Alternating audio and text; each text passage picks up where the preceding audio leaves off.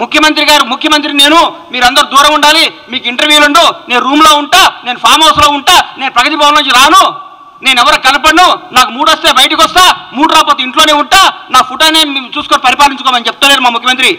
ప్రతిరోజు ప్రజలకు, నాయకులకు, అందరికీ అందుబాటులో సచివాలయంలో, ఇంట్లో ప్రతి కార్యక్రమానికి వెళ్తున్నారు, ప్రతి ఒక్కరితో మాట్లాడుతున్నారు, మొబైల్కి అవుతున్నారు. ప్రజల ముఖ్యమంత్రి, ప్రజా ముఖ్యమంత్రి. అందుకా సార్ మీరు మమ్మల్ని 100 రోజుల్లో మమ్మల్ని మా పప్పులు అడుకొని చేసేది? ఏం చేయమంటారు? మమ్మల్ని పడుకోమంటారా? అవినీతి చేయమంటారా? మీ దగ్గర ఒక మంత్రి ప్రెస్ మీట్ పెట్టాలంటే మీ దగ్గర పర్మిషన్ తీసుకోవాలి. మీ దగ్గర ఒక ఎమ్మెల్యే మాట్లాడాలంటే మీతో నోటు పెట్టాలి ముందు. మీకు సార్ అని ఇట్లా నోటు చేస్తున్నా, దయచేసి పర్మిషన్ పెట్టచ్చా అని మీరు మీ సారో ఎవరో చెప్తే అప్పుడు ఒప్పుకోవాలి. మీరు అది పెట్టలేదు. ఈ గత 10 ఏళ్లలో మీరు ఎంతమంది మంత్రులు ప్రెస్ మీట్ పెట్టారు? ఎంతమంది మీరు వచ్చి ఢిల్లీకి వచ్చి కార్యక్రమాలు చేశారు? నేను అంటారు ఈ పార్లమెంట్లో కంపల్సరీ గెలవాలి.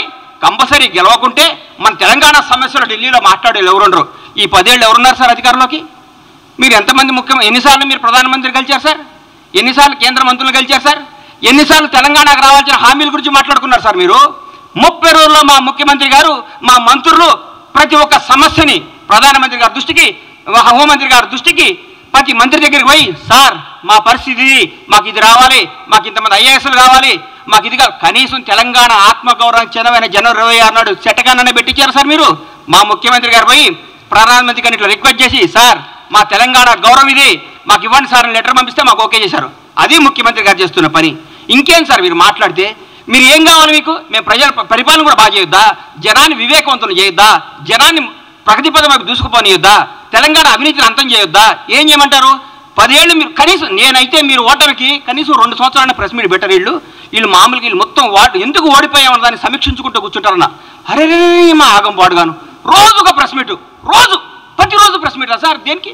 ఏం చేస్తారు సార్ మీరు?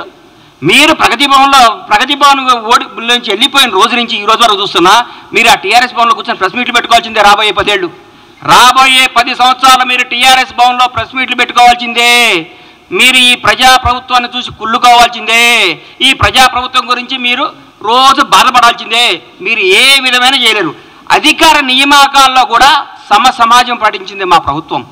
ఎవరికి ఎక్కడ బంధుప్రీతి, కులప్రీతి, రాగద్వేషాలకు దూరంగా పెట్టి సమర్థవంతమైన నాయకుల్ని, నిజాయితీవంతమైన నాయకుల్ని నియమించింది మా ప్రభుత్వం.